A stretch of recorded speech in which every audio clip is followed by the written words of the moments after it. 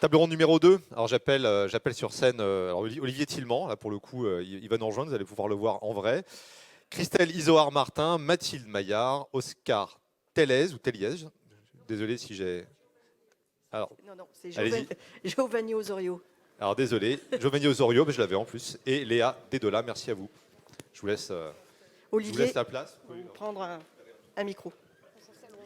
Oui, où vous voulez. Ah bah c'est parfait. C'est dans l'ordre. Voilà, oula. Bonjour à tous. En fait, je suis ravie d'animer cette table ronde, en plus sur un beau plateau. TV, c'est un peu intimidant, j'avoue. Donc, oui, je suis Christelle Isoard-Martin, donc chargée de mission défi entreprise au service des études doctorales de l'Université de Lyon. Et donc, je vais animer cette deuxième table ronde sur le thème thèse et entrepreneuriat. Donc, nos 4 témoins qui vont se présenter vont présenter leur parcours et vont s'attacher à démontrer que mener une thèse et entreprendre, ce n'est pas incompatible. Donc, sans transition, je vais brièvement vous les présenter, et puis après, ils présenteront leur parcours. Donc tout de suite, à ma gauche, Léa Dedola, qui est en thèse CIFRE à Lyon 2, au laboratoire Passage. Ensuite, Mathilde Maillard, donc doctorante à l'INSA au laboratoire Mathéis et cofondatrice de Bien dans ma thèse. Fondatrice, pardon, oui, tu es toute seule, c'est vrai. Giovanni Osorio, donc, qui est docteur INSA 2016, qui était au laboratoire DISP et qui est CEO de la start-up Nomade. Et enfin, Olivier Tillement, dont on a cité beaucoup le nom ce matin, qui est maintenant en chair et en os devant nous, et donc professeur à Lyon 1, directeur de recherche à l'Institut Lumière Matière et cofondateur de cette start-up. Donc merci à tous de partager votre expérience, qui j'espère donnera aux doctorants qui sont dans la salle et derrière leur écran de mener leur réflexion et pourquoi pas après de germer et de créer leur propre structure. Donc je vais vous laisser la parole et pour présenter votre parcours en disons 5 minutes. Et puis, en accent sur, je dirais, le déclic qui vous a amené à entreprendre. Quel était le moteur, le déclic? Voilà. On va commencer par toi, Léa, puisque tu es la plus proche. Et puis, je dirais, dans la maturation du projet, peut-être la plus jeune. Donc, je vais te laisser la parole. Okay. Alors, bonjour à tous et toutes. Alors, actuellement, déjà, je suis donc en thèse CIFRE sur le sujet de la création artistique en réalité virtuelle. Donc, dans le cadre de ma thèse, je crée des modèles d'immersion et d'interaction émotionnelle pour les environnements de réalité virtuelle, c'est-à-dire, très concrètement, on utilise des capteurs pour transformer les environnements virtuels en fonction des données physiologiques du participant, etc. Bon, mais ça, c'est la fin du coup du parcours. Ah oui, pardon. Ça, c'est la fin du parcours. Le début du parcours, tout a commencé, je pense, quand j'ai fait un échange donc en Master 1 à Montréal, où du coup, j'ai pu commencer à apprivoiser, si vous voulez, les technologies de réalité virtuelle, ce qui n'était pas tellement le cas à Lyon. Il n'y avait pas tellement d'écosystème à l'époque, donc il y a environ 10 ans, concernant la réalité virtuelle. Tout a commencé à ce moment-là. Ensuite, j'ai fait une thèse ici à Lyon. Je suis revenue en France, donc. Et j'ai choisi de faire une thèse CIFRE, justement, pour entrer déjà dans un écosystème qui mêlait à la fois la création, parce que j'avais compris qu'en fait, c'était dans les entreprises qu'on crée les expériences de réalité virtuelle. Donc, pour mêler la création, aussi déjà être au contact d'un écosystème économique, comprendre comment fonctionnait le marché de la réalité virtuelle a toujours été un intérêt pour moi. Et puis aussi acquérir des compétences qu'on peut acquérir que dans le milieu de l'entreprise, qui sont des compétences technologiques, etc. Et puis, voilà, j'ai fait pas mal de formations, notamment grâce à Christelle, qui se sont mises en place à l'université, qui m'ont permis donc de comprendre comment on crée une entreprise, en tout cas de me mettre au contact de ce genre de savoir-faire. Et j'ai fait aussi des formations à Pulsalis, qui est donc un incubateur lyonnais. Et actuellement, donc, je suis accompagnée par Pulsalis. Il y a une chef de projet qui s'occupe, en gros, de savoir comment on va pouvoir faire le transfert de connaissances de mes recherches, donc sur l'immersion et l'interaction émotionnelle dans les environnements virtuels, vers soit une création d'entreprise, soit un post-doctorat, soit un partenariat avec différents laboratoires. Et du coup, elle m'organise comme ça des réunions avec des acteurs de l'écosystème pour comment dire, tester, si vous voulez, la technologie. Voilà. C'était assez complet. Je compléterai s'il faut. Oui, très bien, merci.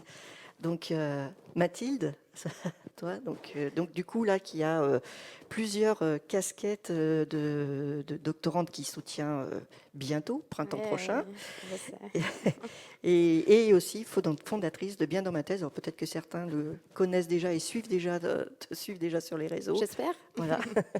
Donc, je vais te laisser prendre la parole. Merci. Donc bonjour à toutes et à tous, merci pour l'invitation, ça me fait vraiment plaisir. Donc voilà, je suis en pleine rédaction en ce moment, donc c'est pas très fun, mais donc je suis contente d'être ici. Donc oui, effectivement, donc j'ai 2 aventures entrepreneuriales, on peut dire. Donc ma thèse en tant que telle, c'est une thèse d'impression 3D de céramique pour le domaine biomédical, donc avec Jérôme Chevalier. Et mon autre aventure entrepreneuriale, si je puis dire, c'est la création de Bien dans ma thèse.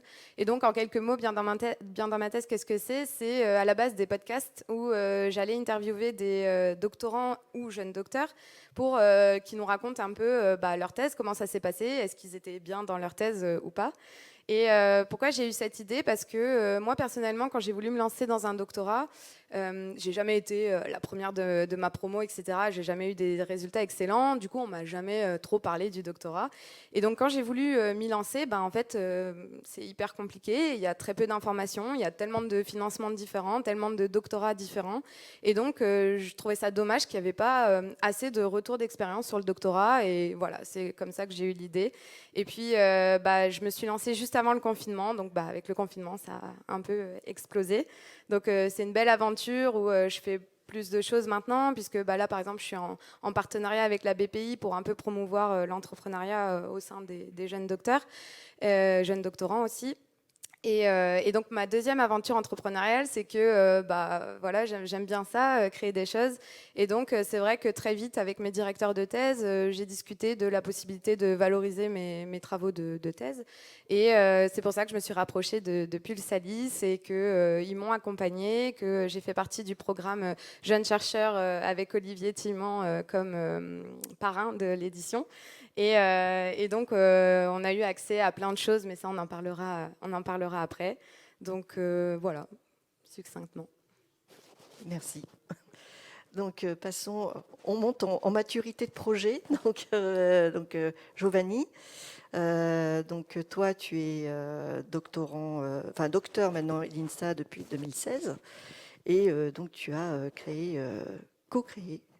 cofondé Nomade. Donc, je te laisse présenter peut-être Nomade et aussi ton parcours, comment c'est arrivé, voilà, qui tu as un peu embarqué. Okay. Donc, moi, c'est Giovanni Osorio. Et du coup, j'ai fait ma thèse sur la conception d'outils sur le suivi des activités dans le secteur médico-social. Et ce n'est pas sur cette thèse que j'ai cofondé Nomade avec Oscar Teles. C'est avec Oscar Teles qu'on l'a cofondé et c'est sur son sujet de thèse qu'on a cofondé Nomade. C'est l'optimisation des circuits de ramassage pour réduire au maximum les temps et les coûts d'un transport d'accueil dans le secteur médico-social. Et donc moi, c'était Docteur Cifre, en partenariat avec l'INSA et une fondation qui s'appelle la Fondation OVE, et qui gère une centaine d'établissements médico-sociaux. Et du coup, l'objectif, c'était la conception d'outils qui pouvaient mesurer le temps que les personnes ils passaient dans les établissements médico-sociaux. Et du coup, il y avait la grosse surprise, c'est que parfois, les personnes ils pouvaient passer plus de temps dans les transports que dans l'accompagnement lui-même. Et c'est pour ça que l'idée il nous a un peu venu en tête. Et le fait de mesurer, ça fait remonter le fait que les usagers ils étaient en train de passer 3 heures dans les transports et que du coup, ils étaient sur un accompagnement qui est parfois lourd. Donc déjà, pour une personne qui va à l'école, ça doit être difficile de passer 3 heures, faire une journée en école, encore plus pour une personne en situation de handicap. Et du coup, on a commencé à travailler ces problématiques. Il y avait plus ou moins 12 approches dans la problématique. Soit on était dans une approche où l'argent il était plus ou moins infini, on pouvait commander des taxis pour tout le monde.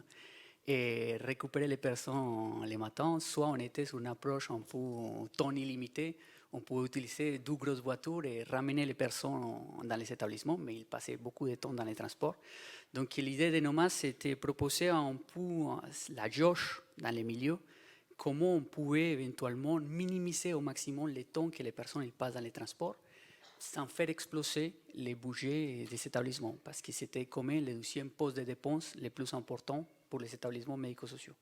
Et donc c'est pour ça que l'idée, il nous a juste venu en tête de pouvoir concevoir cet outil à l'aide des algorithmes d'optimisation qui pouvaient dans quelques clics aussi, parce que les établissements médico-sociaux ils ne sont pas si informatisés, donc il fallait que la solution soit assez intuitive, facile à utiliser. Et du coup, l'idée elle est venue un peu de manière naturelle, c'était un vrai besoin dans les établissements médico-sociaux. Et donc, on a fondé Nomad en 2020, septembre 2020, ça fait plus d'1 an maintenant. Et du coup, on a déjà des premiers clients qui l'utilisent, 21 établissements médico-sociaux qui utilisent l'application. Et on voit qu'en général, on peut arriver à réduire 20% du coût de transport dans les établissements. Donc, c'est un budget qui est assez important, c'est environ 40 000 euros par établissement, sachant que le budget, c'est environ 400 000 euros. Donc tu dis que ce n'était pas ton sujet test et celui d'Oscar. Donc est-ce que tu peux nous expliquer la rencontre avec Oscar et comment ça s'est monté et comment toi tu as intégré le projet? Oscar, il faisait son PFE à l'INSA. Et moi, j'étais en train de finir ma thèse sur la mesure de l'activité. Et donc, le sujet transport, c'était quand même une des perspectives de thèse parce que c'était vraiment un problème qui était important. Moi, j'avais travaillé plutôt sur la meilleure organisation de la distribution du temps de professionnels pour augmenter un peu les temps d'accompagnement pour les usagers. C'était les premiers postes de dépenses. Et du coup, le deuxième poste de dépenses, c'était le transport. Et donc, Oscar, il cherchait aussi, il était en train de rechercher son sujet de thèse. Et du coup, on a commencé à parler dans les laboratoires. Moi, je suis parti dans le domaine privé en tant que consultant. Et puis, un an après, je suis revenu pour structurer, on va dire, les cahiers de charges fonctionnels de l'application. Et du coup, c'est Oscar qui a mis en place les moteurs d'optimisation. Et donc, c'est un peu l'histoire. Merci. Donc en fait, l'idée, c'est de garder le lien aussi avec son labo qui permet de prolonger et de créer de belles choses. Olivier, donc maintenant je vais vous laisser la parole. Donc là, c'est un profil un peu différent puisque là, vous êtes donc cofondateur de cette start-up et vous, votre moteur, c'est d'aider, d'accompagner les doctorants que vous encadrez. On en a eu un tout à l'heure dans justement les start-up que vous créez. Voilà. Donc je vais vous laisser présenter un peu votre parcours et puis voilà l'idée du rôle de l'encadrant, justement. Bon, merci déjà de m'avoir invité à présenter ou à parler sur cette table ronde. Le micro, oui. Pardon. Donc moi, je suis Olivier Tillement, je suis professeur à l'Université Lyon 1, à l'Institut Lumière Matière. J'ai été nommé prof en 2001 en chimie dans un labo de physique, qui est devenu un gros labo de physique, mais je suis toujours prof en chimie. Avant, j'étais maître de conférence aux mines de Nancy.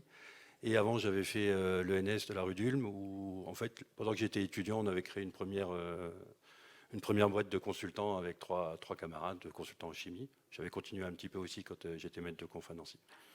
Donc, sur la question, effectivement, depuis que je suis arrivé professeur à l'Université de Lyon 1, l'avantage sur tenue fonctionnaire, c'est qu'on a une grande liberté en recherche de pouvoir faire de la recherche et puis d'exploiter ces recherches comme on veut, surtout avec la loi Allègre qui à l'époque nous permettait de favoriser un petit peu le travail de valorisation. Donc on a créé cette start-up, les 7 start-up sur des domaines qui étaient proches de mon activité de recherche à chaque fois. Donc ça allait, la première c'était sur des fibres monocristallines et l'orientation pour faire des lasers de puissance.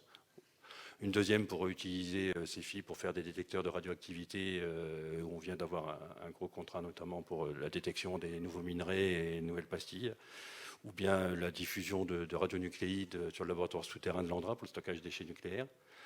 Ensuite, une start-up plus sur l'utilisation le développement de nouveaux outils pour le médical, c'est nanoparticules hybrides, donc on était vraiment à l'interface, là c'était NanoH, dont on a entendu parler tout à l'heure. Deux grosses start-up qui ont été dans le domaine médical, qui sont MexBrain et NHTerraGeeks, pour développer des nouveaux outils. Vous avez vu MexBrain tout à l'heure par Thomas bien présenté. Avant, on avait NHTerraGeeks qui développait des particules pour radiosensibilisants. On est sur... c'est complètement issu du laboratoire. On est en essai clinique et il y a 3 phases cliniques de phase 2 qui sont en cours, dont 2 à Harvard et puis une multicentrique ici en France. Et puis la dernière où c'est une activité pour aller voir des traces métalliques dans le vin qui viennent de démarrer.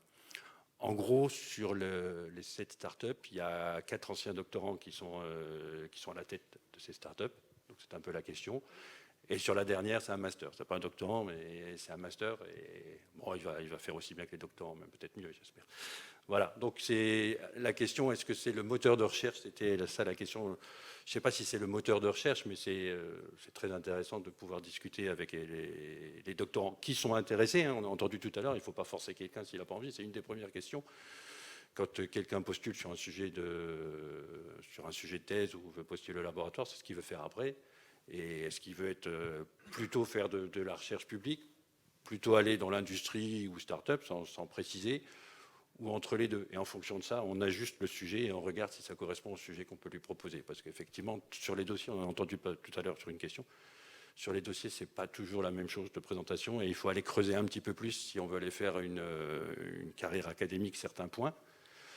Alors que si on veut faire une start-up, il faut peut-être aller creuser un petit peu plus des points qui sont peut-être moins scientifiques, mais plus création de valeur avec des questions qu'il faut se poser à un moment. Voilà. Donc, en tout cas, c'est très intéressant d'être avec des doctorants et de partager ça. On a eu le témoignage tout à l'heure. Je sais que les premières start-up, on va voir le gars en disant et on voudrait faire un truc comme ça. Est-ce que tu es partant? Parce qu'on a besoin de quelqu'un de confiance. On pourrait, à la rigueur, sur une idée, se dire OK, on se met en disposition en tant que fonctionnaire pour pouvoir être à la tête, avoir un rôle opérationnel dans l'entreprise. On a entendu la question tout à l'heure. On n'a pas le droit en tant que fonctionnaire d'avoir un rôle opérationnel dans l'entreprise si on reste fonctionnaire salarié. Mais on a le droit mais dans ces conditions, il faut trouver le salaire. Et même si on a entendu tout à l'heure, il n'y a aucun souci pour trouver de l'argent en ce moment dans les startups, je tempérerai un petit peu ce message. C'est un gros problème de trésorerie et ça, il y en a quand même toujours et beaucoup, beaucoup plus. Quand on commence à trouver de l'argent, ça va, mais c'est quand même le début qui est un peu compliqué. Et donc, c'est rare qu'effectivement qu'un fonctionnaire se lâche tout de suite pour aller sur la start-up. Donc, avoir un partenaire, un doctorant qui est là. En plus, quand un doctorant il est pris en CDI, il est gratuit avec le CIR. Donc, c'est plein d'astuces. Mais il ne faut pas forcer cette partie-là non plus. Hein. Voilà. Donc, moi, j'ai déjà beaucoup parlé.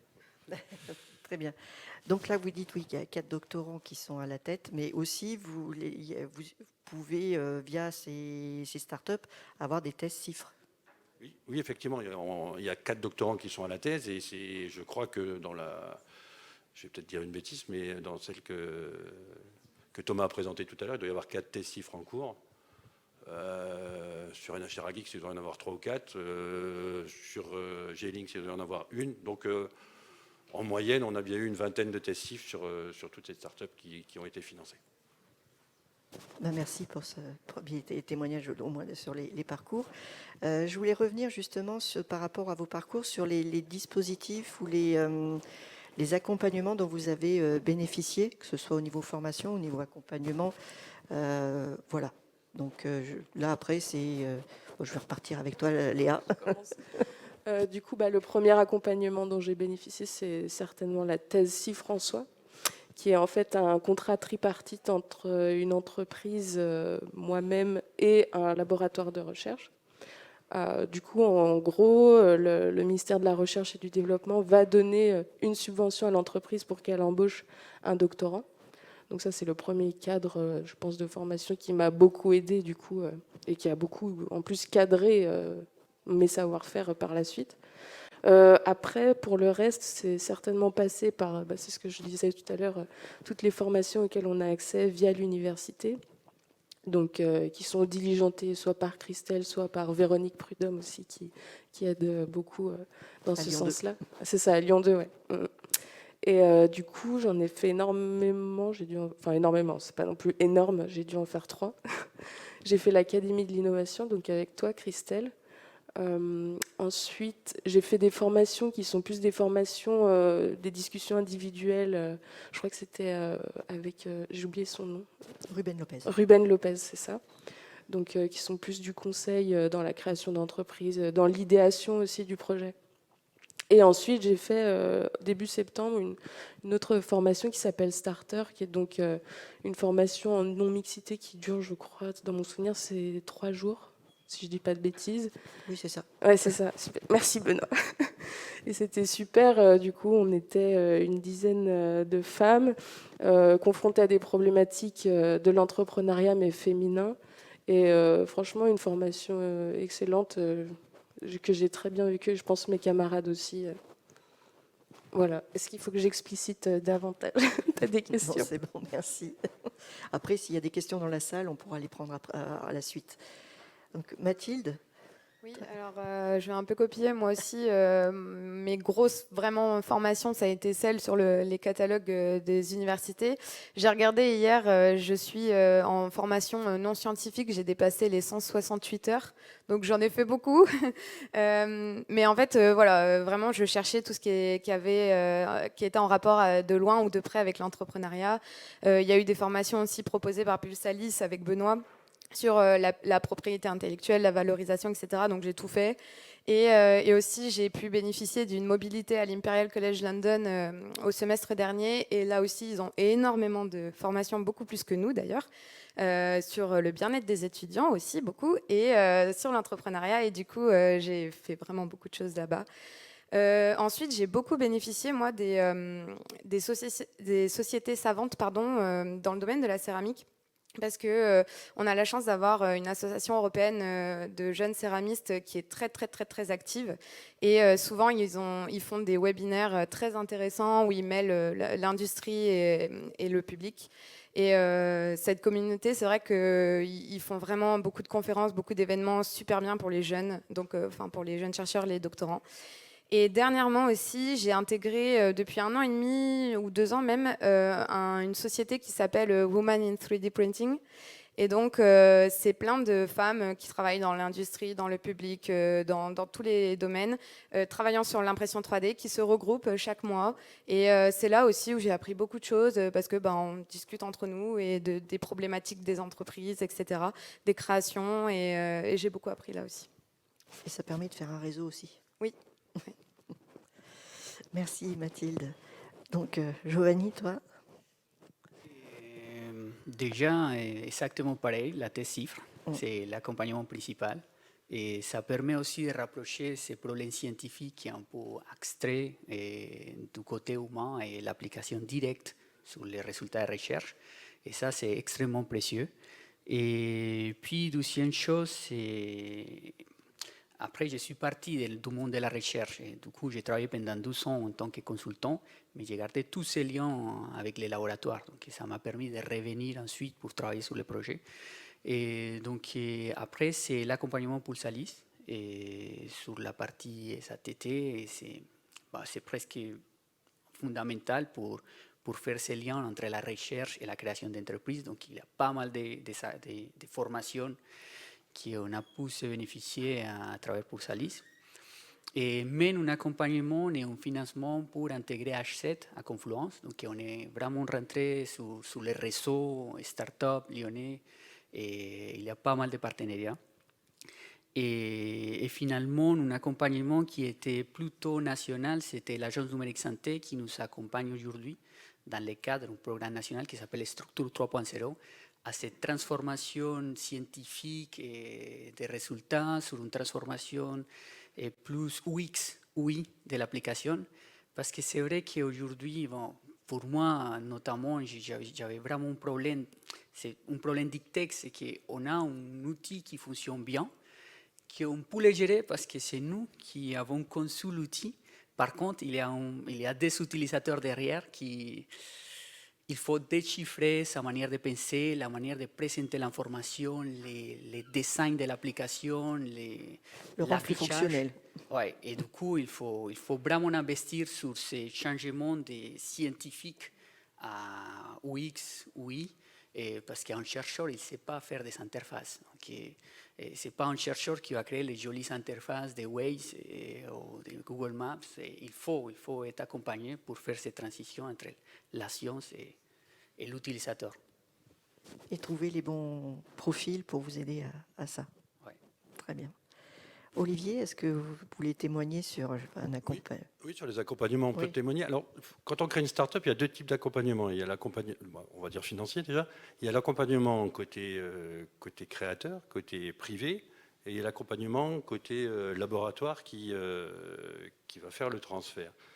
Et ces deux types d'accompagnement sont très importants. Et s'il y a des doctorants ici, c'est pour ça qu'il faut essayer de se coller aussi au laboratoire, et si possible au laboratoire de thèse, parce que le premier financement vient souvent, en tout cas pour les recherches et les développements, vaut mieux le prendre côté laboratoire. Et donc, sur ce côté laboratoire, on va dire plein de biens de Pulsalis. On pourrait en rajouter bien qui m'ont accompagné 2 fois sur les deux avant-derniers projets, et j'espère sur le dernier, sur de l'aide valorisation qui nous permet de... Donc, c'est des aides de transfert de maturation.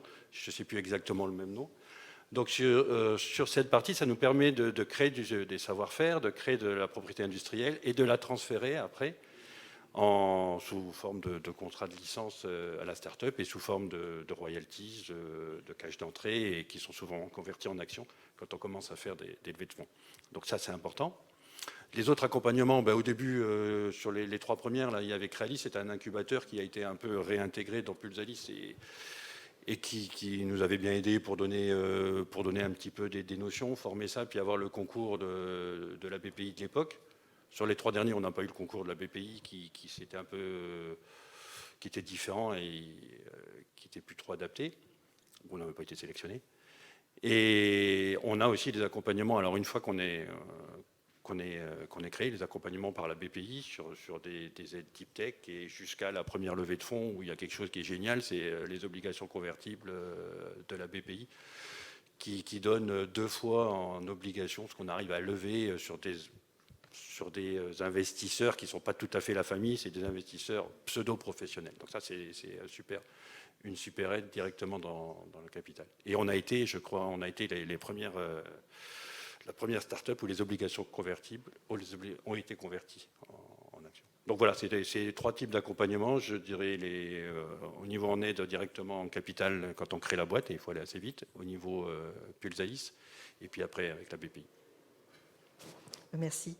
Là, on arrive à la fin. On va laisser une petite place pour les questions, qui soient dans la salle ou derrière les écrans.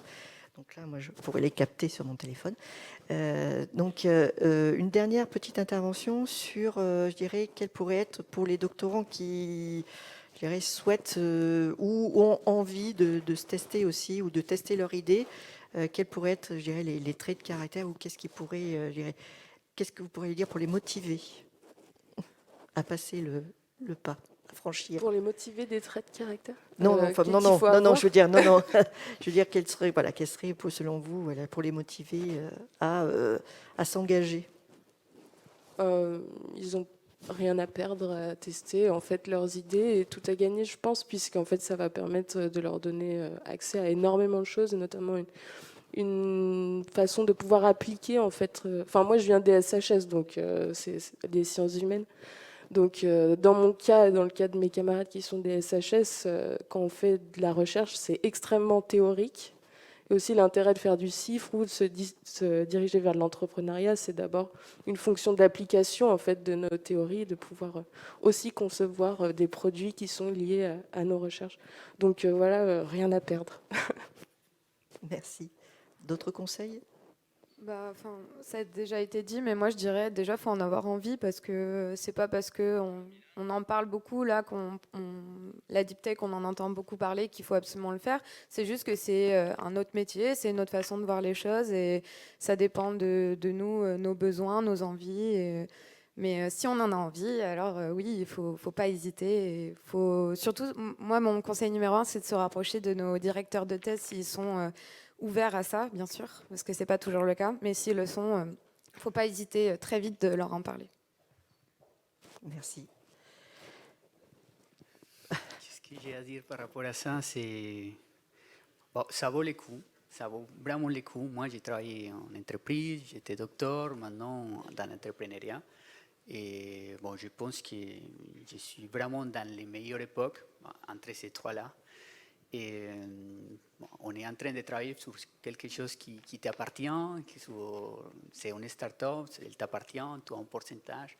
Et donc ça, c'est extrêmement valorisant. Si en plus, il y a un bénéfice direct pour les personnes, les utilisateurs qui sont en train de le faire, encore mieux.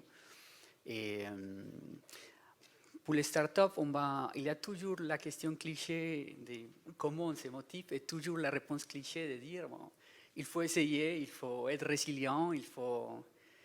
Et c'est vrai, c'est compliqué, il faut participer avec beaucoup de concours si on peut, essayer de faire des appels à projets si on peut les faire, et essayer surtout de gagner plus que de perdre. Et en perdant, on se pose beaucoup de questions. Pourquoi le projet n'est pas passé? On n'était pas assez explicite dans la présentation du marché. Surtout pour nous, en tant que chercheurs, ce n'est pas si évident la présentation du marché, la commercialisation du produit, quel canon on va utiliser. Donc parfois, on n'est pas si clair parce que ce n'est pas non plus le métier.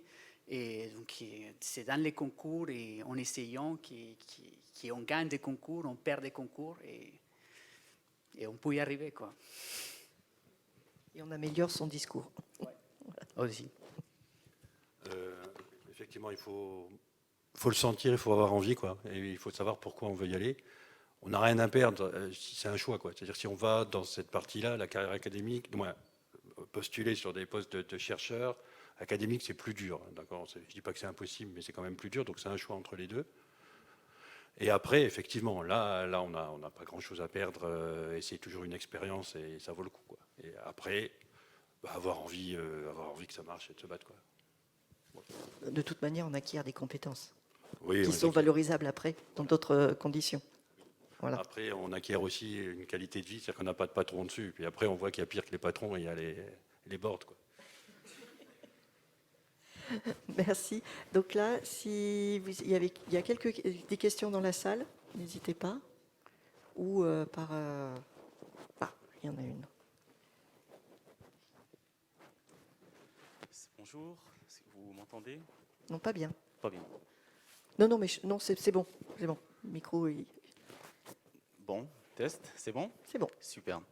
Bon, déjà, merci à toutes et à tous pour cette présentation, c'est très enrichissant. Peut-être je suis un ovni parmi vous ici. Moi, je ne suis pas doctorant ni chercheur, je suis ingénieur avec 12 ans d'expérience dans le monde industriel, dans le big data et l'intelligence artificielle. Lorsque j'étais élève ingénieur, j'ai toujours eu cette envie d'entrepreneuriat en moi depuis mon plus jeune âge. Donc, j'ai tenté des entreprises quand j'étais petit. Élève ingénieur, j'ai rejoint des réseaux, je viens de la Normandie, réseau d'entrepreneurs en Normandie. Dans les bâtiments énergie positive, je n'ai pas sauté le pas parce que financièrement, je voyais que ce n'était pas intéressant, même si j'avais des investisseurs en face. Et le temps me confirme que je n'avais pas fait le choix, que je ne me suis pas trompé. Aujourd'hui, donc j'ai fait 12 ans de consulting, comme vous. Et la question, en fait, j'ai deux questions très, très précises. Donc en tant que consultant, je gagne, en fait, maintenant je suis chez un client final, mais je gagne très bien ma vie. Et quand on a fait du consulting, on gagne bien sa vie. Je suppose que c'était bien le cas pour vous aussi. Donc aujourd'hui, je suis dans une phase de quitter mon entreprise pour lancer un projet de start-up. Et la première question, c'est que finalement, comment vous avez fait pour gérer cette transition? Vous passez d'un statut là où vous êtes finalement pépère en quelque sorte, vous gagnez bien votre vie, vous avez un certain rythme. Je ne sais pas si vous avez des enfants ou non. Moi, en tout cas, oui. J'ai une épouse et 2 enfants. Et finalement, comment vous gérez ça?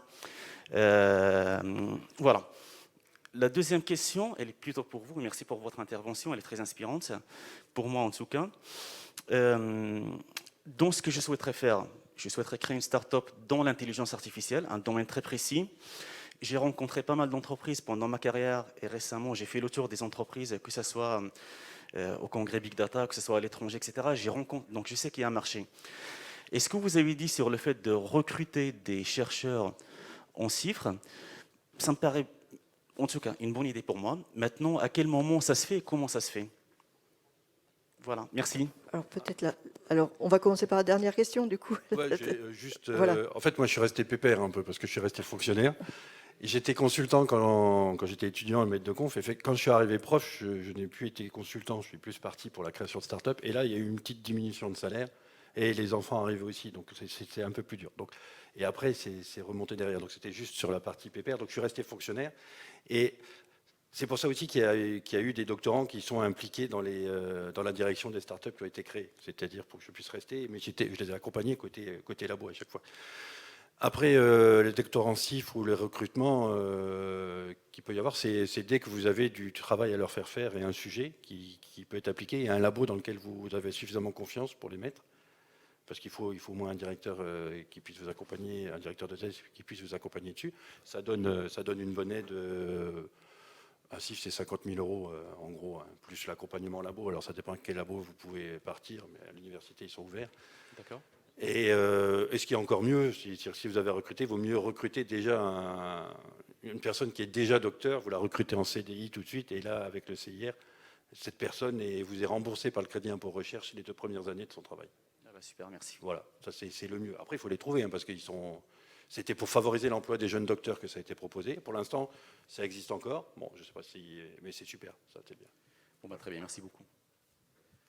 Est-ce qu'il y a d'autres questions? Je vois pas trop. Ils sont tous partis déposer les statuts de leur société. Ben, je crois du coup qu'on va pouvoir, s'il n'y a pas a priori pas de questions non plus en ligne, donc on va pouvoir conclure. Donc j'avais demandé à mes 4 témoins si, voilà, pour conclure, s'ils pouvaient amener un objet ou faire part d'une citation, enfin de quelque chose qui les inspire. Voilà. Donc pour leur parcours.